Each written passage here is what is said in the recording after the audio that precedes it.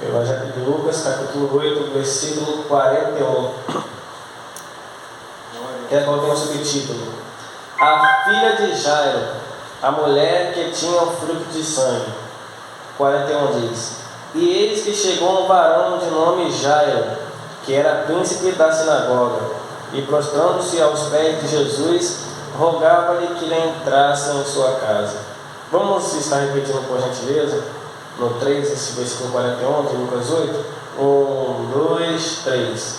E eis que chegou um varão de nome Jairo, que era príncipe da sinagoga, e prostrando-se aos pés de Jesus, rogava-lhe que entrasse em sua casa. Deus continue sendo louvado. Podeis tomar o vosso assento, glorificando e bendizendo o santo nome do Senhor. Glória a Deus!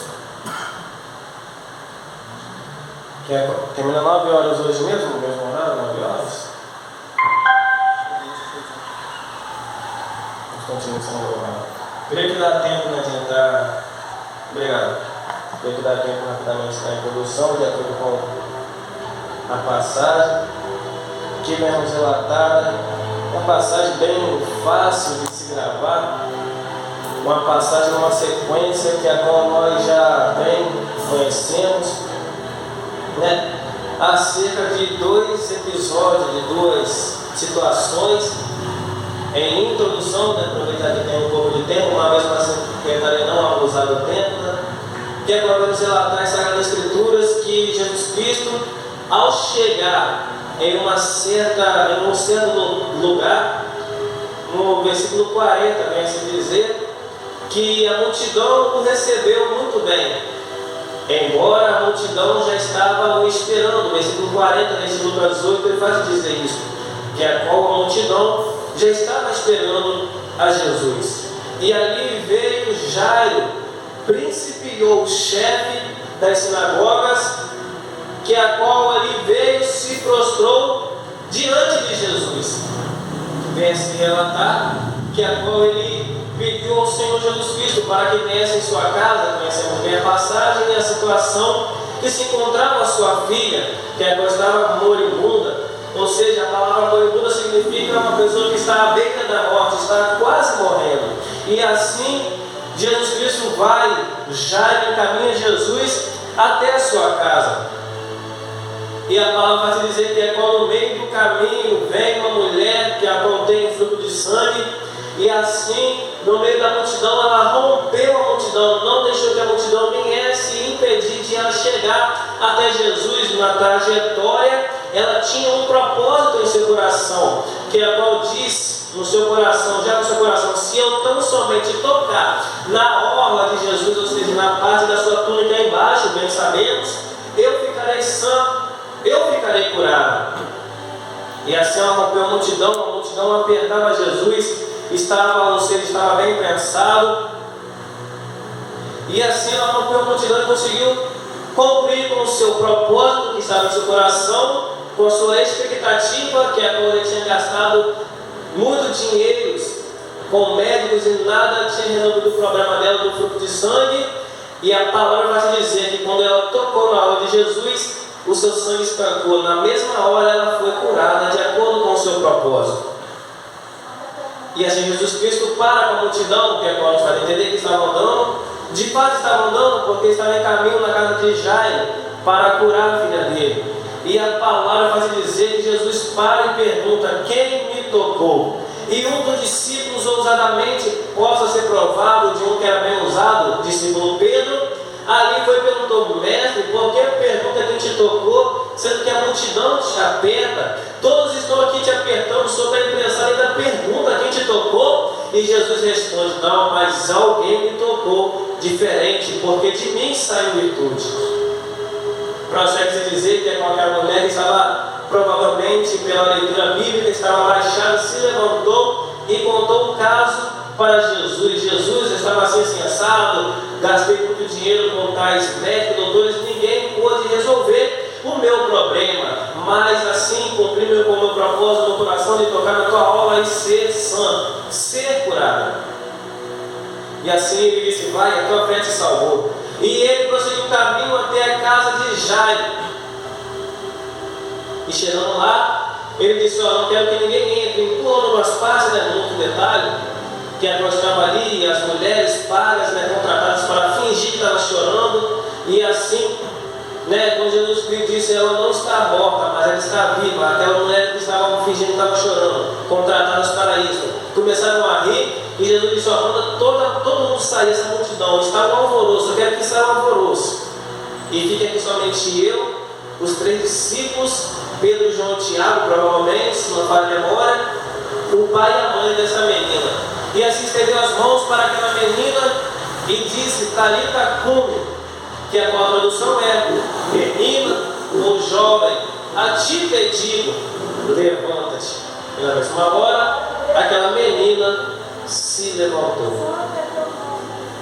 Que a qual, saindo da introdução e já entrando na administração, vem nos relatar: o Senhor, o Espírito Santo, vem nos fazer entender nesta noite acerca dessa passagem em que agora a multidão já estava esperando a Jesus. Quando Jesus chega, aquela multidão recebeu muito bem a Jesus. Nos fazendo entender, Espírito Santo, no começo dessa pregação, na saída da introdução, que é por isso que é importante nós termos bom exemplo no bairro onde moramos. É por isso que é bom nós darmos bom exemplo na cidade em que a qual nós moramos, em todo lugar que nós estamos, na região, ou seja, para um lugar longe, há uma grande importância. Por quê?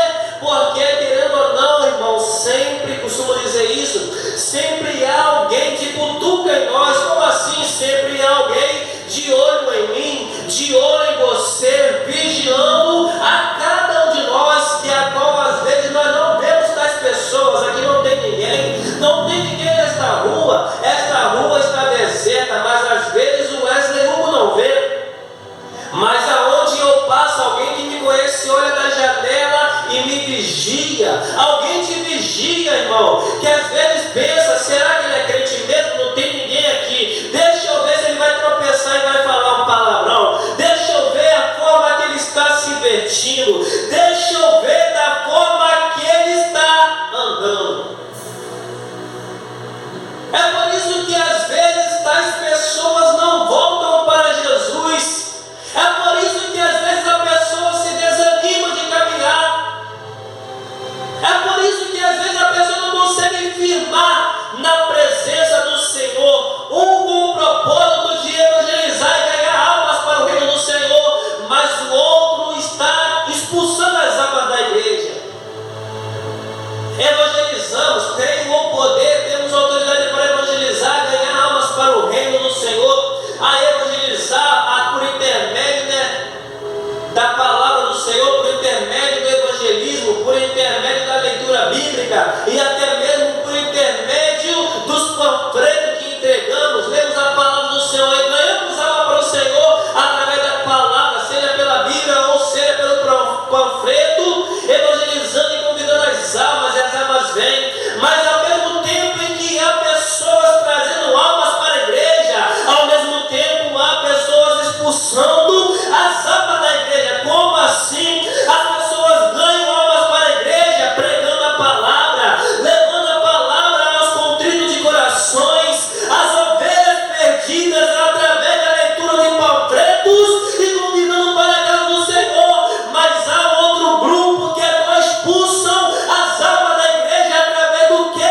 Através do seu mau exemplo, em que ganhamos as almas, mas muitos expulsam. Por quê? Porque não dão um bom exemplo. E as almas pensam: quando a igreja fazer o quê?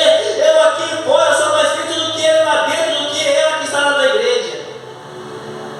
Através do mau exemplo expulsamos a alma da igreja. Mas graças ao Senhor, louvamos e damos glórias ao Senhor, porque em meio a tantos fariseus, em meio a falsos profetas, ainda há os remanescentes, ainda há os cristãos, ainda há os verdadeiros adoradores que adoram ao Senhor em espírito e em verdade. Deus prossegue de dizer: vamos lá em casa, Jesus, a campanha tematizado nesse versículo 41 de Lucas capítulo 8.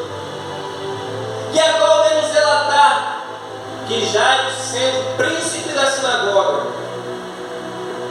antes de pronunciar qualquer palavra, ele se prostra diante do Senhor e adora Ele. Mas Jairo, irmão, se prostrando diante de Jesus, não era qualquer um.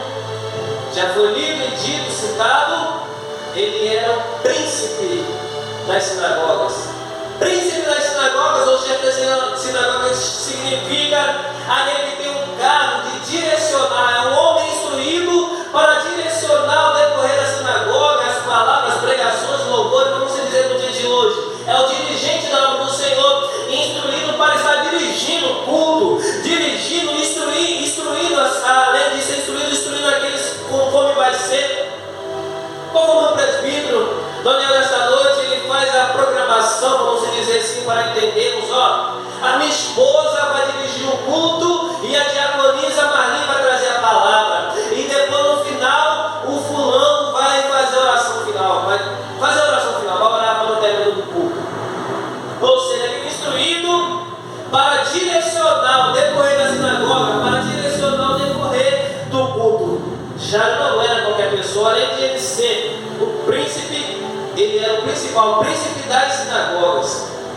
Era um homem bem instruído na palavra, que sabia das palavras do Senhor, da lei do Senhor e da sua interpretação. Ou seja, um homem bem instruído e bem estudado. E vemos que é qual ele, um homem de autoridade, um homem de nome e renome, se prostrando e adorando ao som do nome do Senhor. Um homem que não é qualquer pessoa, se prostra diante de Jesus, reconheceu que havia alguém maior que ele. Dentro dos primeiros capítulos do Evangelho de Mateus, repetidamente no Evangelho de Marcos, e creio que em Lucas também, Evangelho de Lucas também, onde quando Jesus acaba de nascer, aqueles 3 magos, assim instruídos pelo rei, o tetrarca Herodes, para saber onde que nasceu o rei dos judeus. E assim tetrarca Herodes, com mal intenção, diz: ele foi até a tal lugar, seguia a estrela. E prossegue a dizer que quando aqueles 3 magos chegam até onde Jesus nasceu, eles levam presentes, levam dádivas e adoram o nome do Senhor. Por quê? Porque mesmo sendo magos, não mexiam com magia negra, mas reconheceram que havia alguém maior do que eles. 1 Samuel capítulo 5, os primeiros versículos em diante, quando Ofni e Finéias, 2 sacerdotes, sendo filho do sacerdote Eli, sempre no detalhe nessas partes, nessas citações, aonde eles na vida errada, no adultério, na prostituição, aprontando, quando as pessoas iam apresentar o seu sacrifício diante do altar, diante do Senhor, Ofni e Finéias, como galo de 3 pontas, pegavam aquela gordura crua antes de ser apresentada ao Senhor, e eles diziam: não, deixa nós apresentar primeiro e depois vocês pegam eles como violência. Não, nós vamos pegar agora e acabou.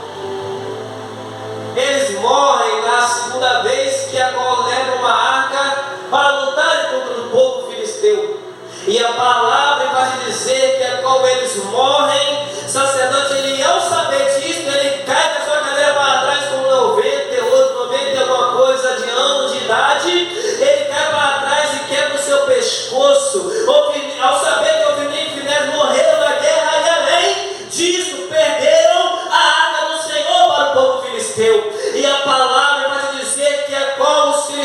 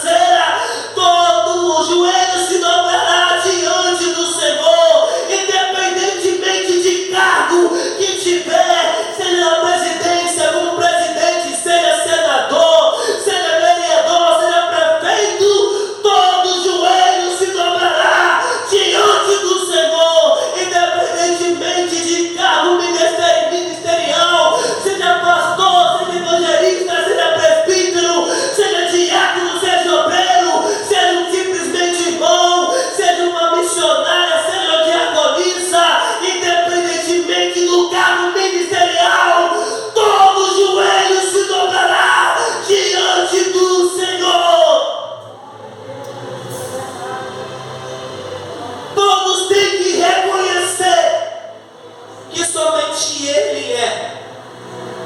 Independentemente da religião, irmão, que tiver, seja católico, seja macumbeiro, seja mago, seja feiticeiro, seja evangélico, seja crente, seja cristão, mas todos naquele grande dia irão se dobrar diante do Senhor. Toda língua se confessará,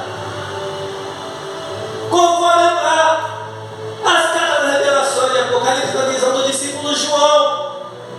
E em sua coxa está escrito Rei dos Reis e Senhor dos Senhores. Processo de dizer que Sagradas Escrituras. No meio do caminho, depois que já disse na introdução, agora na ministração, na pregação, ao encaminhar até a casa de Jairo, no meio do caminho, aquela mulher do fruto de sangue cumpre com o teu propósito que estava em seu coração. Se eu tão somente tocar na obra de Jesus, ficarei sã, ficarei curado. E quando ela consegue concluir com isso, Jesus para na mesma hora e diz: quem me tocou? Pergunta, né? Quem é que me tocou? Um dos discípulos. Mas mestre, a multidão te aperta, o Senhor está imprensado. E o Senhor ainda pergunta quem é que te tocou. Todo mundo te encostou, está todo mundo te apertando.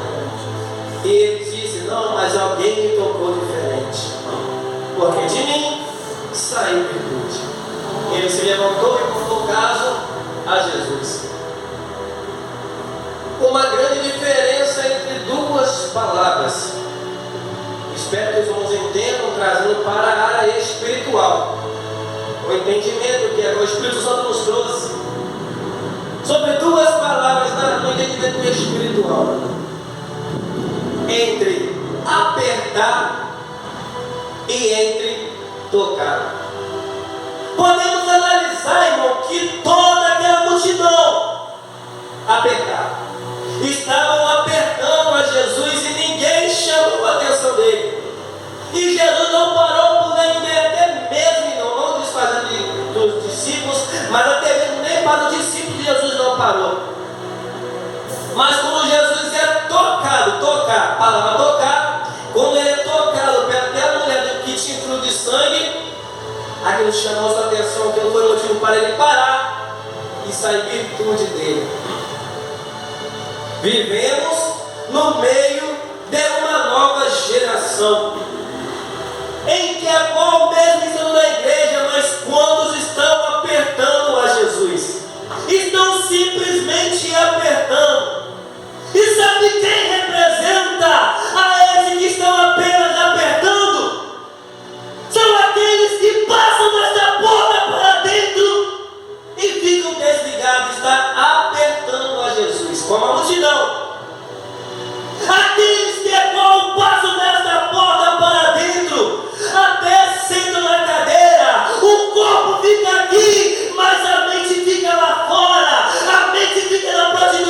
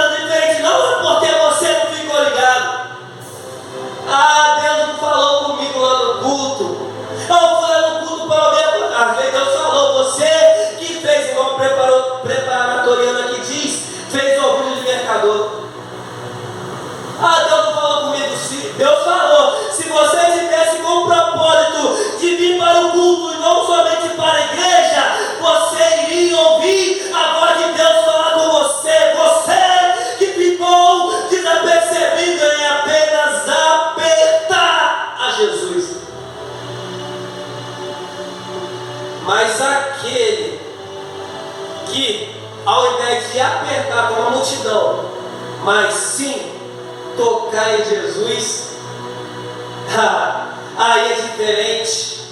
Quando tocamos em Jesus, chegamos no culto como este, se tivermos fraco, vai sair fortalecido. Se caso vir tocar em Jesus e não apertar, mas se tocar, se entrar nesta porta, cantará minhas leis. Se entrar nesta porta para dentro, o inferno doente vai sair curado. Se tocar em Jesus, vai sair virtude para você. A porta vai ser aberta, o sobrenatural e o impossível vai acontecer na tua vida. A diferença de quem aperta e de quem toca. Para vocês se dizer as Sagradas Escrituras. E Jesus foi, ela disse o caso dela, o caso que aconteceu. Ele disse: vai, a tua fé te salvou. Podemos analisar e perceber, sem muitas partes sem muito detalhe nessa parte, que é como a fé que salvou a ela foi a fé dela mesma. Não foi somente de Jesus. Jesus tinha poder, como tem, e para sempre terá. Mas às vezes não depende somente de quem está intercedendo pela pessoa. Às vezes depende da pessoa também. Depende da fé, da convicção, da posição da pessoa também. Portanto, ela foi até Jesus com propósito.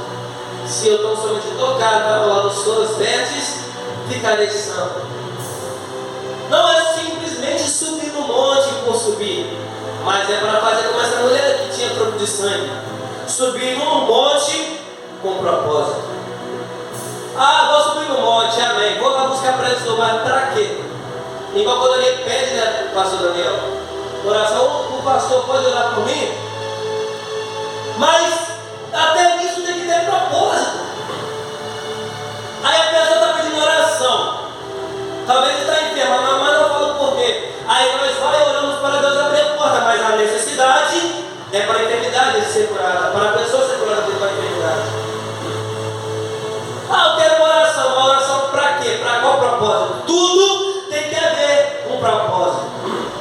Eu vou no culto lá de quinta-feira na preparatória, mas para quê? Vai no culto com qual propósito? Vou lá adorar, esse é o propósito. Vou lá buscar pelo meu filho, esse é o propósito. Vou lá buscar pela minha família, tem que ter algum propósito. Não é simplesmente vir ao culto, ou melhor, não é simplesmente para vir somente da igreja e não vir no culto apenas para passear. Será para vir no culto, venha com propósito. Vai buscar no monte, tenha um propósito. Vai buscar de madrugada, tenha um propósito. Em tudo, tenha algum propósito. E ele prossegue com o seu caminho até a casa de Jairo e vê aquela situação em que aquelas mulheres contratadas para fingir que estava chorando. Ao ouvir que Jesus falou, ela não está morta, mas ela está viva. Aquelas mulheres na mesma hora estavam rindo, começaram a rir. E aí Jesus disse: não estou forçando desse alvoroço. Manda que essas mulheres, não com essas palavras no mesmo sentido, manda que essas mulheres e todos que aqui estão, essa multidão, venha sair para fora, todo mundo para fora, biblicamente, que vem estar aí dentro somente eu, meus 3 discípulos e os pais dessa menina, o pai e a mãe. Jesus exigiu, irmão, que saísse o alvoroço daquela multidão.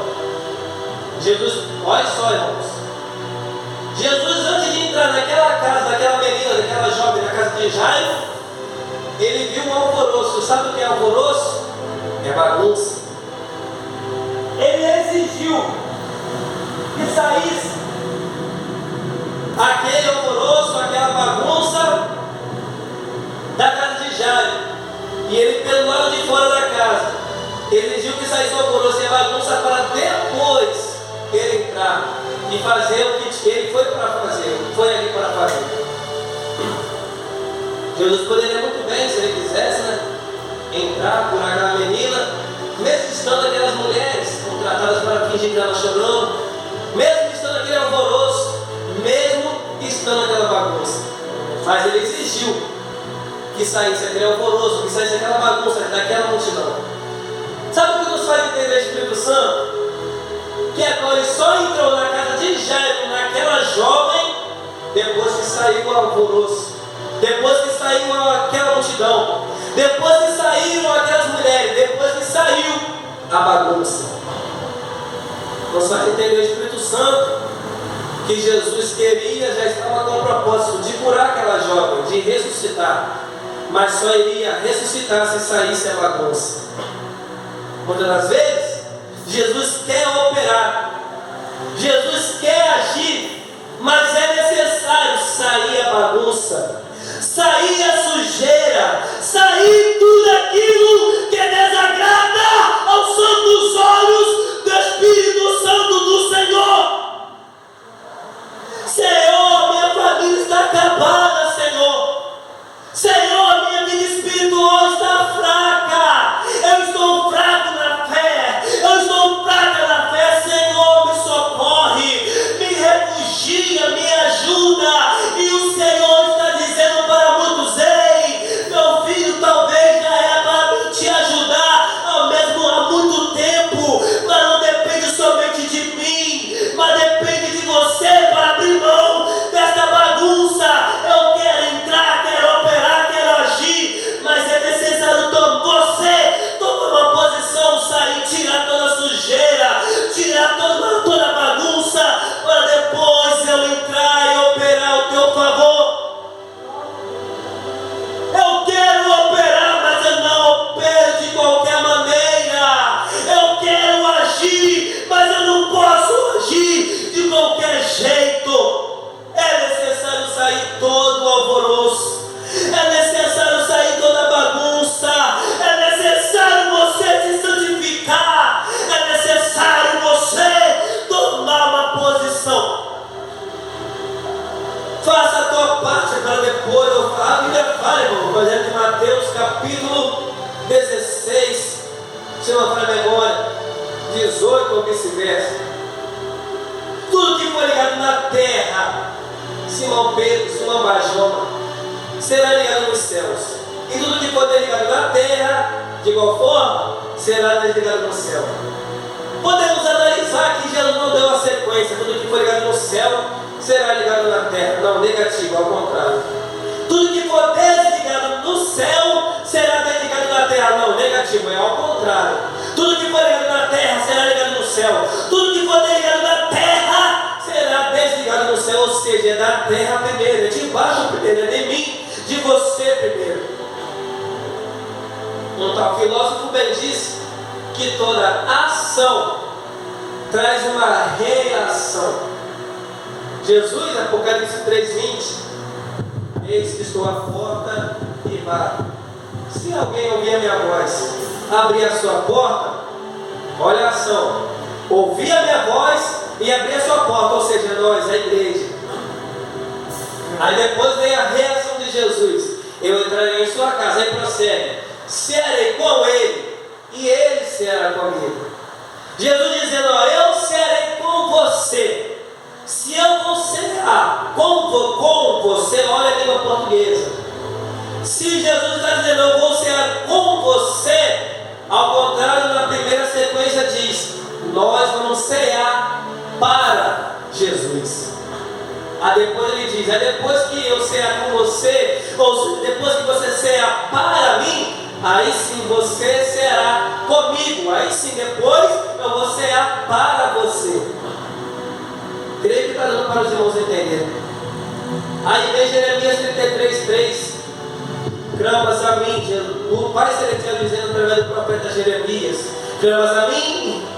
Primeira ação, nós clamar a Ele. E aí vem a reação: e responder-te-ei coisas grandes e firmes, que a qual não sabes. Em todas estas citações, desses tais versículos, o Espírito Santo está dizendo: ei, eu quero operar, mas primeiro deve ter uma ação da terra, ou Espírito Santo, para depois ter uma reação do céu.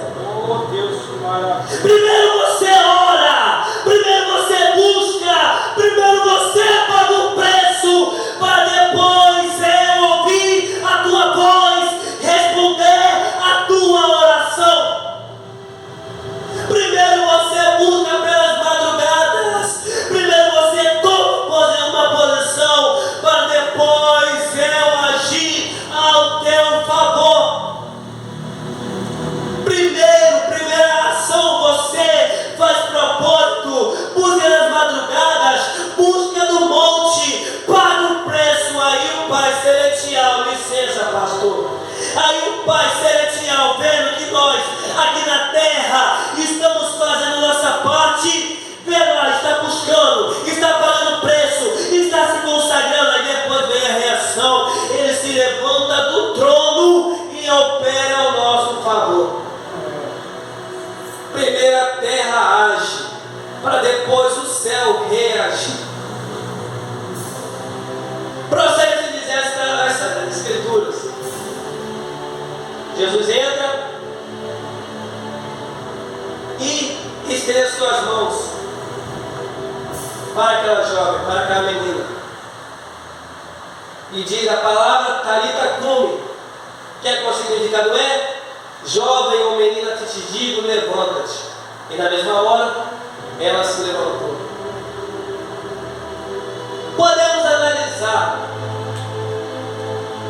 que é qual Jesus ressuscitou aquela jovem, mas depois que ele exigiu de sair a bagunça, de sair as mulheres, de sair aquele alvoroço, aquela multidão, ele não dependeu, irmão, de ter multidão dentro da casa para ressuscitar aquela jovem, não. Ele não dependeu de quantidade de pessoas para estarem agregadas ali, para depois ressuscitar, não. Aí vivemos no meio de uma nova geração que se preocupa quando leva convidado para ministrar. Aí já logo pensa, às vezes no momento, né, para não ficar mal olhado, não causar uma mal impressão, mas fica preocupado: quantas pessoas bateram no culto que eu vou pregar? A levita é convidada para louvar, vou lá louvar, amém.